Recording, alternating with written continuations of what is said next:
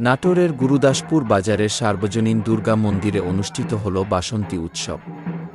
শনিবার ২৮ মার্চ শেষ বিকেলে বাসন্তী প্রতিমাকে শহরের প্রধান সড়কগুলোতে প্রদর্শনের মাধ্যমে বসন্ত উৎসবের সমাপ্তি ঘটে। বাসন্তী পূজা হল বসন্তকালে চৈত্র মাসে অনুষ্ঠিত দেবী দুর্গার আরাধনা, যা বাঙালির আদি দুর্গোৎসব হিসেবে পরিচিত। শরৎকালের দুর্গাপূজার মতোই এটি নিয়ম ও নিষ্ঠার সাথে পালিত হয়। সাধারণত চৈত্র শুক্লা ষষ্ঠী থেকে দশমী পর্যন্ত এই পূজা চলে।